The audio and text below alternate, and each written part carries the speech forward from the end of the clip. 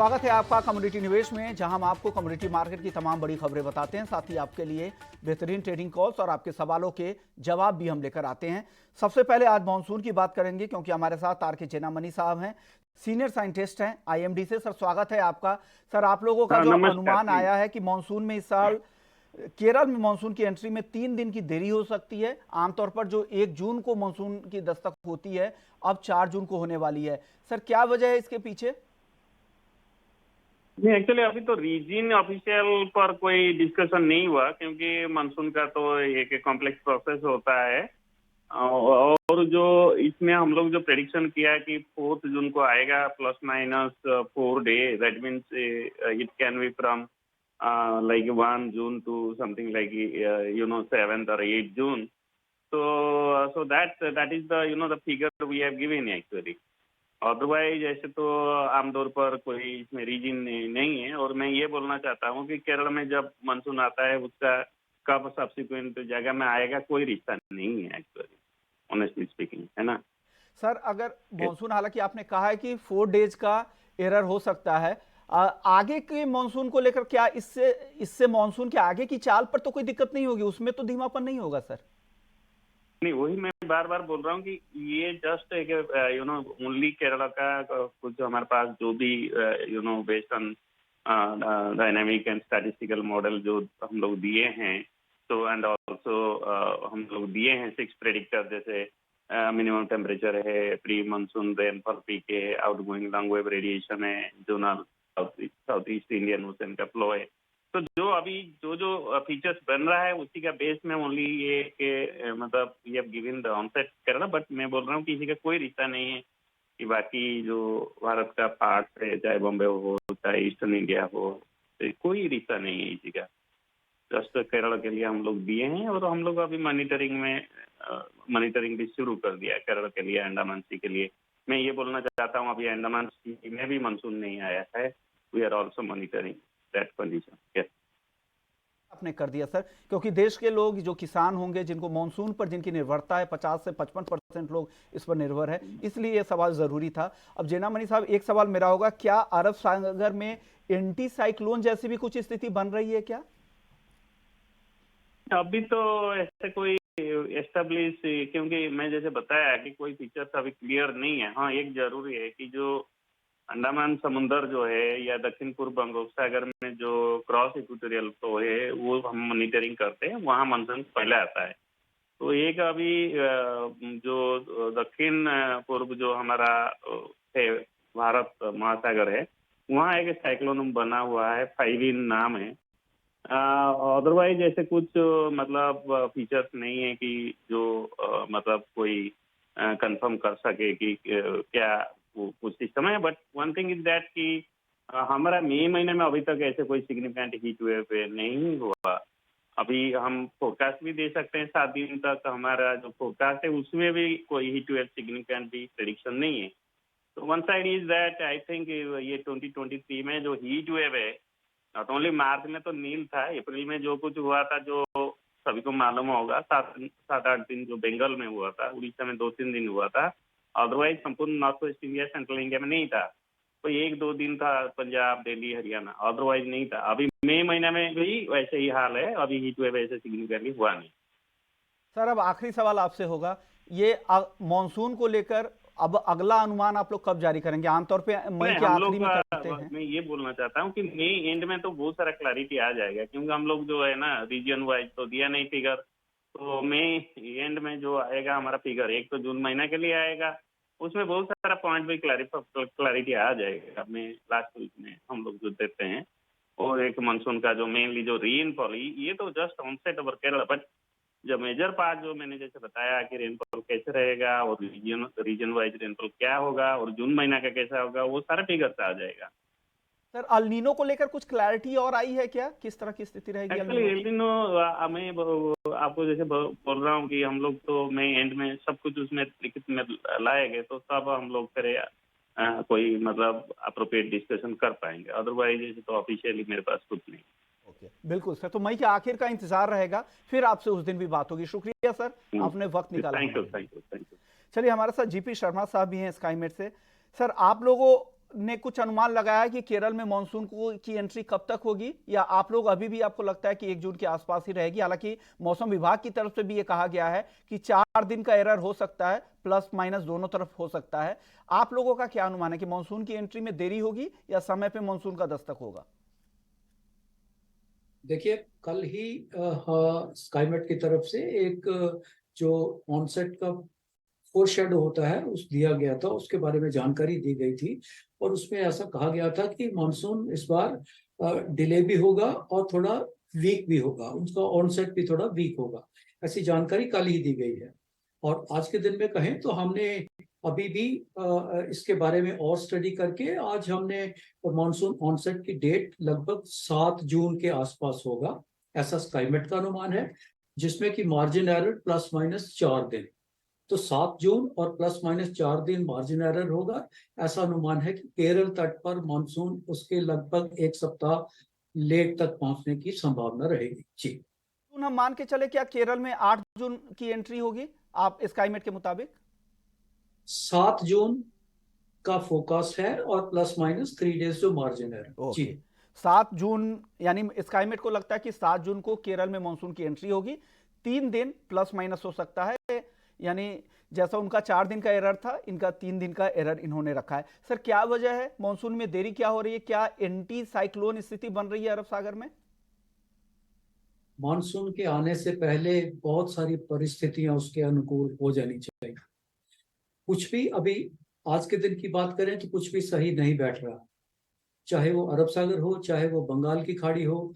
Monsoon एक wind driven pattern है।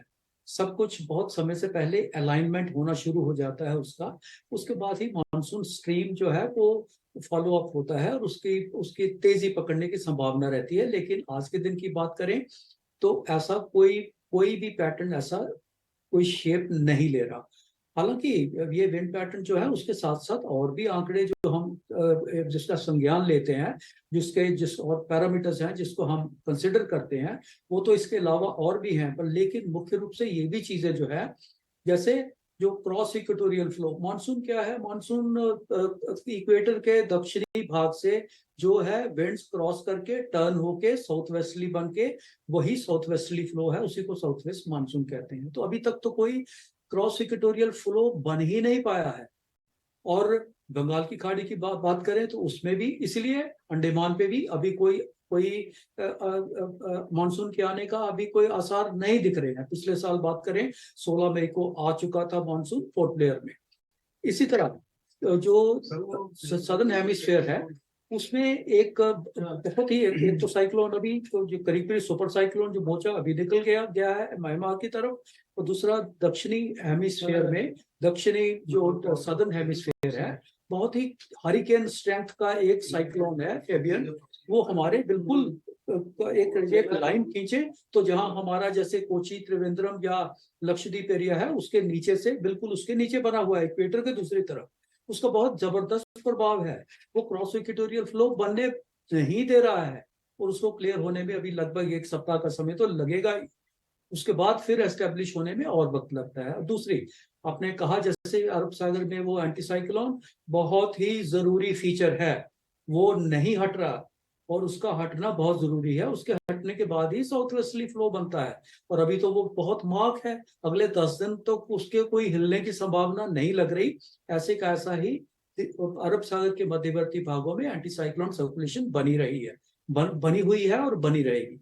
तो इन सब फीचर्स के चलते ऐसा नहीं लग रहा कि समय पे आने का अंदेशा है कुछ मानसून का। पहले तो Andaman Nicobar island port Blair उस जगह पहुंचे, उससे करीब करीब कई बार 1 सप्ताह 10 दिन का समय मेनलैंड में आने में लगता है। तो जो देरी है संभावित है, और जैसा मैंने बताया 7 जून और उसके प्लस माइनस 3 दिन का मॉडल एरर लेके चलेंगे मानसून के आने के लिए। जी, मानसून में देरी की संभावना बन रही है। सर, अब एक सवाल होगा, छोटा जवाब आपसे चाहूंगा, क्या लग रहा है, क्योंकि अल्नीनो की संभावना भी दिख रही है, ऐसे में अगर मानसून में देरी हो जाती है, ऐसे महीने में जब अल्नीनो ने एक्टिव नहीं होगा, तो क्या इससे मानसून के ओवरऑल जो डिस्ट्रीब्यूशन होगा या ओवरऑल जो एक होना चाहिए, जितनी बारिश होनी चाहिए, उसमें कमी की संभावना तो अब और नहीं बन जाएगी? इन दोनों चीजों का उससे कोई संबंध नहीं है। मानसून की ऑनसेट का और कुल सीजन के रेनफॉल का उससे कोई संबंध इसका नहीं है। एल नीनो से जरूर है। एल नीनो तो मानसून के लिए अच्छा नहीं माना जाता और नहीं भी होता है। ऑनसेट का जहां तक सवाल है, 2019 में मानसून 8 जून को आया है, तो मानसून तो अब नॉर्मल रहा है। तो ऐसा कुछ, और मानसून 2009 की बात करें, सबसे सूखा जो ड्राउट ईयर है, -22% के करीब करीब, उसमें मानसून 23 मई को आ गया था, तो भी ड्राउट हो गया। तो इससे आप इसका कोई कनेक्शन नहीं है, ऑनसेट डेट का और मानसून की टोटल परफॉर्मेंस का कनेक्शन नहीं है। अल नीनो तो बकायदा बना हुआ है और उसकी संभावना पहले से ज्यादा बढ़ रही है, कम नहीं हो रही है। उसके चलते मानसून पे दुष्प्रभाव जरूर रहेगा। और जैसा हमने अनुमान दिया है कि पहले की मानसून बिलो नॉर्मल रहने की संभावना है। हो सकता है जो हमारा अनुमान है उसमें थोड़ी और कमी आए, पर वो समय रहते हम आपको फिर दोबारा बताएंगे। जी, ओके, शुक्रिया सर, आपने वक्त निकाला हमारे लिए। चलिए धन्यवाद। वापस से वायदा बाजार की ओर लौटते हैं। केडिया जी, क्या लग रहा है आपको, मानसून में देरी होगी, अल नीनो की संभावना भी काफ़ी स्ट्रांग है, जैसा स्काईमेट भी की तरफ से भी बयान आ रहा है, क्या लग रहा है, क्या इन सब का असर क्या होगा, एग्री कमोडिटी के लिहाज से कैसा रह सकता है? देखिए विश्वनाथ जी, अगर हम देखें तो एग्री कमोडिटी वैसे भी पिछले 1-1.5 साल के अंदर काफी वॉलेटाइल होता हुआ दिखाई दिया है। पिछले साल भी हमने देखा मानसून ऑनसेट अच्छा था, बट जिस ढंग से हमने पिछले साल स्टार्टिंग हमने हीट वेव से की थी, बट एंड करते करते हमने देखा कि अनशेड्यूल्ड रेन जो पड़ी थी उससे भी इम्पैक्ट पड़ा था। तो कहीं ना कहीं जो मौसम का खतरा है वो पूरे ही क्रॉप्स पे कंटिन्यू बना रहेगा। और हमने देखा भी है कि प्राइजेस के अंदर जो अपलिफ्ट आया था वो वेदर कंसर्न्स की वजह से आया था, जो 2023-24 में भी मेंटेन रहेगा। बट कहीं ना कहीं ऊंचे भाव की वजह से जो इन्फ्लेशन कंसर्न है वो बार बार में हम देख रहे हैं कि गवर्नमेंट एक्शंस की वजह से प्राइस में दबाव बन रहा है। तो कमोडिटी लाइक गवार, सोयाबीन, वीट, इन सब पे हमको ज्यादा नजर रखना चाहिए, क्योंकि अगला जो हम अक्टूबर नवंबर की भी क्रॉपिंग बोलते हैं रवि की, यहाँ पे इंपॉर्टेंट रहेगा कि ग्राउंड लेवल में वाटर कैसा है। तो सभी क्रॉप्स पे इम्पैक्ट पड़ेगा। और आई थिंक ज्यादा करके जो अभी की सोइंग की जो क्रॉप्स है उन पे नजर रखना चाहिए। डिले की वजह से प्राइजेस में एक बार सपोर्ट जरूर मिलेगा, बट डिस्ट्रीब्यूशन जो अगस्त सितंबर में होने वाला है वो काफी इंपॉर्टेंट रहेगा। तो वॉलेटिलिटी डेफिनेटली एग्री कमोडिटी रहेगी अगले 1.5-2 महीने तक। ओके, चलिए अब कुछ सवाल जवाब ले लेते हैं। कई सारे दर्शकों के सवाल है। हमारे पहले दर्शक है नवीन हैं, उनका सवाल है कि इन्होंने 3 लॉट गोल्ड शॉर्ट किया है 60,450 रुपए में। वीरेश जी, क्या करना चाहिए नवीन जी को? गुड इवनिंग विश्व मोहन। जैसे हमने देखा पिछले एक हफ्ते से मार्केट में एक दबाव का माहौल बना हुआ है। इंटरनेशनल मार्केट में $2,000 के आसपास चल रहे हैं और इंडियन मार्केट में भी 61,000 के नीचे चल रहे हैं। हमें लगता है ये दबाव और भी जारी रहेगा। आज का सेशन देखा तो हमें लगता है 60,600 का लेवल लोअर लेवल लग रहा है। इनके लिए ये सलाह रहेगा कि एक बार वेट करना चाहिए। जैसे भी उनका कॉस्ट लेवल तक आएगा वहां पे एक बार एग्जिट करना चाहिए। बट ओवरऑल उतना ज्यादा दबाव तो नहीं है, क्योंकि जिस तरह से ग्लोबल इकोनॉमिक डेवलपमेंट हो रहा है, यूएस में रिसेशन का जो कंसर्न चल रहा है, उसके चलते ज्यादा दबाव तो नहीं है, फॉल नहीं है। इनके लिए हमारा सलाह ये रहेगा, यहाँ पे कॉस्ट लेवल के जब आएगा तब वहाँ मार्केट से निकल जाना चाहिए। अगले दर्शक हमारे साथ गोपाल है एमपी से। क्रूड इन्होंने खरीदा है 6,050 रुपए में। क्या करना चाहिए केडिया जी इनको क्रूड में? देखिए, कच्चे तेल की अगर बात करें तो मई में एक्सपेक्टेशन था कि प्रोडक्शन ओपेक से कम होगा, लेकिन अब अपडेट आ रहा है कि जून के अंदर उसके आगे कोई प्रोडक्शन कटौती नहीं होगी। दूसरी ओर चाइना से जो ऑप्टिमिज्म बना था वो कहीं पे भी दिखाई दे रहा नहीं है, फेड आउट हो रहा है, नंबर्स खराब आ रहे हैं। नो डाउट आज मॉर्निंग में जरूर एक अपडेट आया है कि यूएस के जो रिजर्व है उसको रिफिल किया जाएगा, जिसके बाद प्राइजेस में एक जंप भी दिखा है। बट मुझे लगता है मार्केट एक ब्रॉडर रेंज में अटक चुका है, 5900 से लेकर 5700 के बीच में। तो थोड़ा बाउंस रह सकता है, बट 5900 पे बेच के चलिए। 5980 के स्टॉप लॉस से 5750 तक के टारगेट देखने मिल सकते हैं। बड़ा कोई इवेंट या कोई आउटकम आएगा उसके बाद बड़ा मूवमेंट बनेगा, बट टाइमिंग 5900 के बाउंस पे बिकवाली करके चलिए। अगले दर्शक हमारे साथ अनिल है भीलवाड़ा से। अनिल का सवाल है कि चने में अगले 1 महीने का क्या आउटलुक है। केडिया जी, क्या लग रहा है चने में अगले 1 महीने के लिए? देखिए, मानसून में ज्यादा करके तो हम देखते हैं चने के भाव में तेजी बन जाती है, बिकॉज कंजम्पशन मार्केट के अंदर इंप्रूव हो जाते हैं। इस बार सोइंग फिगर्स काफी इंपॉर्टेंट रहेगी, खास करके गुजरात का डेटा मैं देख रहा था तो पिछले 4-5 सालों में गुजरात में एरिया काफी बढ़ा है। लेकिन अभी भी टाइमिंग प्राइजेस में एक थोड़ा सा सेंटीमेंट नेगेटिव ही है। तो मुझे लगता है कि अगले महीने 2 महीने की अगर बात करें तो प्राइजेस को एक सपोर्ट जरूर मिलता हुआ दिखाई देगा, और अपसाइड लेकिन लिमिटेड है, बिकॉज इन्फ्लेशन कंसर्न्स के चलते गवर्नमेंट ने अब तक जो भी एक्शंस लिए हैं जिसके अंदर प्राइजेस में कभी भी कोई एक्स्ट्राऑर्डिनरी बड़ी तेजी नहीं आई, तो थोड़ा बहुत मार्केट में अगले महीना 2 महीना कंजम्पशन के बेस पे प्राइजेस में एक बाउंस देखने मिल सकता है। ओके, अगले दर्शक है सरदार सिंह हैं। उनका सवाल है कॉटन पर कि इस महीने कॉटन का भाव किस तरफ रहेगा, क्या करना चाहिए कॉटन में, क्या लग रहा है केडिया जी इस महीने में कॉटन को लेकर? देखिए, कॉटन की विडम्बना ऐसी है कि कंटिन्यू सीआई ने जो रिविजन्स किए हैं प्रोडक्शन में, वो अब 300 के नीचे आ चुका है, 298 के आसपास पहुंच चुका है। तो एक्चुअली ये न्यूज तो काफी बुलिश है, बिकॉज पिछले साल हमने 307 के आसपास का प्रोडक्शन देखा था, अब गिर के उसके नीचे भी हो चुका है। बट दूसरी ओर अगर हम डिमांड की बात करें तो मार्केट में बिल्कुल डिमांड नहीं निकल पा रही है। उम्मीद थी कि चाइना, बांग्लादेश, यहाँ से हम थोड़ी बहुत डिमांड इंप्रूवमेंट देखेंगे, बट ऐसा हो नहीं पा रहा है, जिसके चलते प्राइजेस मोटा मोटी 61 से 64 हजार के बीच में ही कॉटन कैंडी M6 पे ट्रेड कर रहा है। इंटरनेशनल में भी इनफैक्ट अगर हम बात करें तो 82-83 सेंट के नियर बाय ही ट्रेड कर रहा है। तो एक्स्ट्राऑर्डिनरी कोई बड़ा फॉल तो नहीं दिख रहा है, बिकॉज प्रोडक्शन साइज हमारे सामने है। इस बार का एरिया सोइंग में कैसा जाएगा और मानसून कैसा रहेगा, वो एक बड़ा फैक्टर रहेगा जो प्राइजेस को आगे जाके सपोर्ट कर जाएगा। तो टाइमिंग मुझे लगता है मार्केट कंसोलिडेशन फेज में रहेगा, जो इंटरनेशनल में 80 से 84 सेंट के बीच में, डोमेस्टिक मार्केट में 60 से 64 हजार की रेंज में रहेगा, बट करंट लेवल से शॉर्ट अवॉइड करके चलना चाहिए। अगले दर्शक है हमारे साथ हर्ष प्रजापति है। और रिटेल सिल्वर के आंकड़े कैसे रहेंगे और चांदी में क्या करना चाहिए, क्या लग रहा है आपको चांदी को लेकर, क्या करना चाहिए चांदी में वीरेश जी? जिस तरह से गोल्ड में गिरावट आ रहा है उसका असर चांदी में भी देखने में मिल रहा है।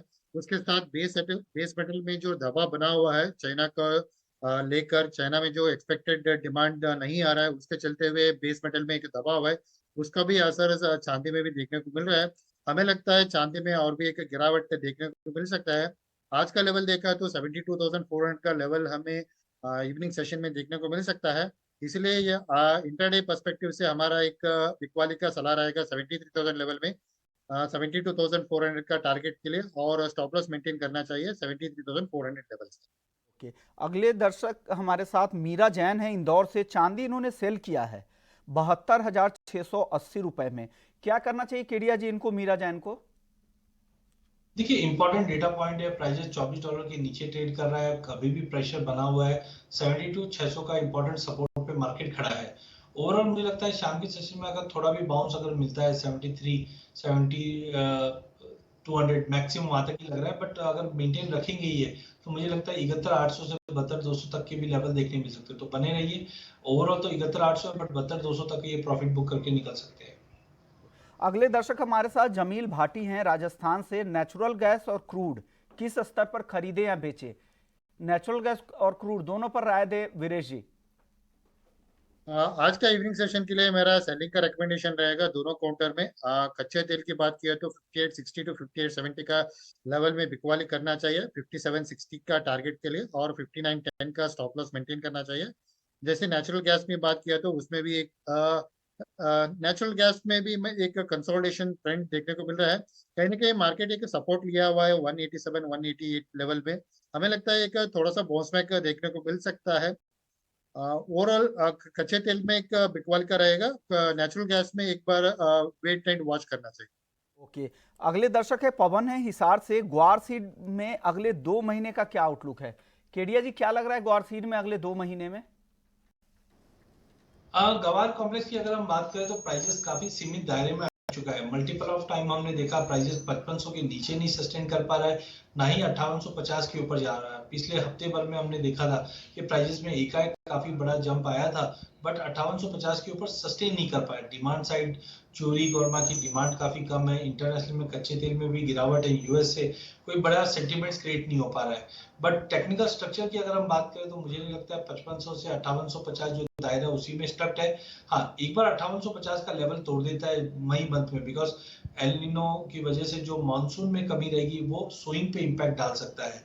तो मुझे लगता है अगर मई मंथ के अंदर 5850 का लेवल ब्रीच हो जाता है तो 2 महीने का जो व्यू लेके चल रहे हैं तो मुझे लगता है 6150 से लेकर 6500 तक के भी लेवल देख पाएंगे, बट 5850 का लेवल पहले तोड़ना इंपॉर्टेंट रहेगा। मसालों की बात कर लेते हैं। मसालों में अब धीरे धीरे केडिया जी मुनाफा वसूली दिख रही, चाहे वो जीरा हो, हल्दी हो, धनिया। तो हालांकि उस तरह की तेजी भी नहीं आई थी, लेकिन 18 से 20% चलने के बाद हल्दी पर भी आज दबाव दिख रहा और जीरे में तो मुनाफा वसूली दिख ही रही है। क्या लग रहा है, अब जीरा खरीदना चाहिए और हल्दी को लेकर भी क्या आउटलुक है? देखिए, जीरे के अंदर लगभग हमने 50,000 के नियर बाय भाव आते हुए देखे। टेक्निकली सीवियरली ओवर बॉट में था, जिस ढंग से सीरिया तुर्की की क्रॉप इस बार 30 के आसपास की बताई जा रही है, जिसके चलते थोड़ा मुझे लगता है कि अगले 15-20 दिन महीने भर में अराइवल्स अगर इंटरनेशनल मार्केट में बनता है तो प्राइजेस को एक डाउनसाइड मिलना चाहिए, तो वो आना चालू हो चुका है। 2 दिन की बड़ी गिरावट के बाद आज मार्केट थोड़ा सपोर्ट लेता हुआ जरूर दिखाई दे रहा है, बट मुझे लगता है 47,000 के नीचे प्राइजेस 43,500 तक का लेवल एक बार टेम्पररी दिखा सकता है। तो जीरे के अंदर थोड़ा वेट कीजिए, 43,500 के करीब मिलता तो फिर भी हम रिव्यू करके बाइंग कर सकते हैं।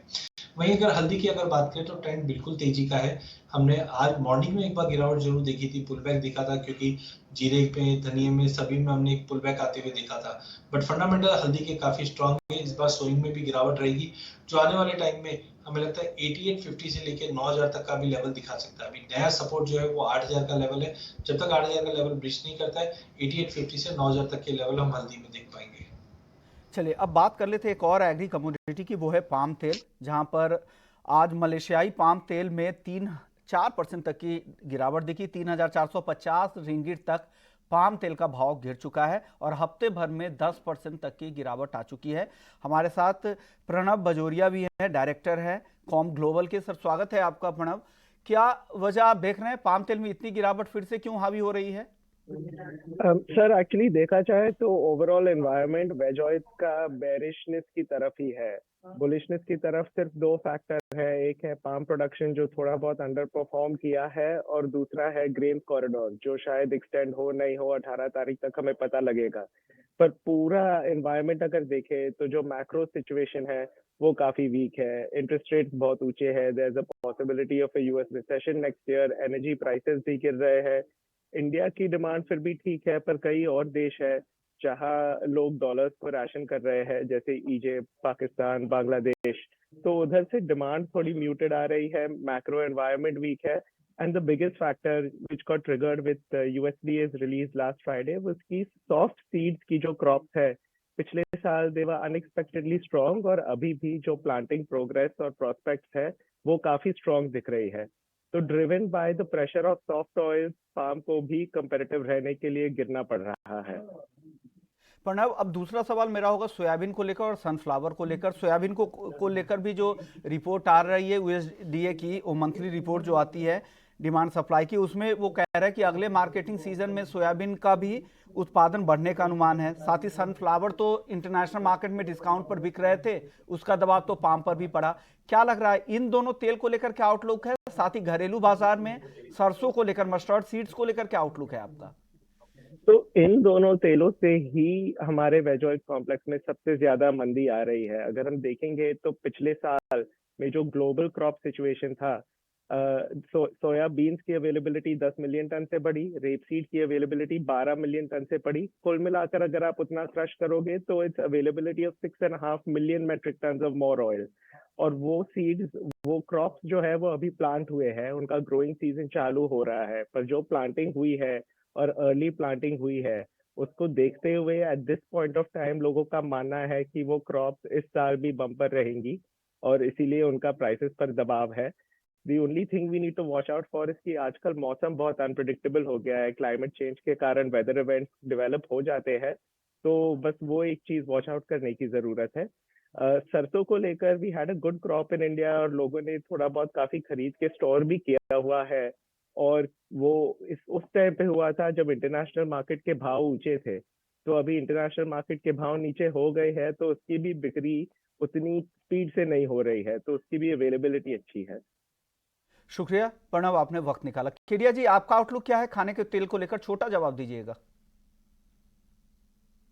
टाइमिंग इंडिया की जो डिमांड है उसमें थोड़ी कमी आई थी, बट डाउनसाइड मुझे लगता है कंटिन्यू रह सकता है प्राइसेस में, जिस से कच्चे तेल में भी दबाव है और ओवरऑल सप्लाई भी बढ़ी है। तो ओवरऑल मुझे लगता है थोड़ी बहुत गिरावट और मिल सकती है, चाहे सोया हो, मस्टर्ड हो, चाहे रिफाइंड सोया ऑयल हो। जी आपका, वीरेश जी आपका, आप लोगों ने वक्त निकाला और दर्शकों के सवालों के जवाब दिए, ब्रॉडर आउटलुक भी हमें बताया। कमोडिटी निवेश में इतना ही, लेकिन बाकी खबरों के लिए आप बने रहिए ET नाउ स्वदेश के साथ।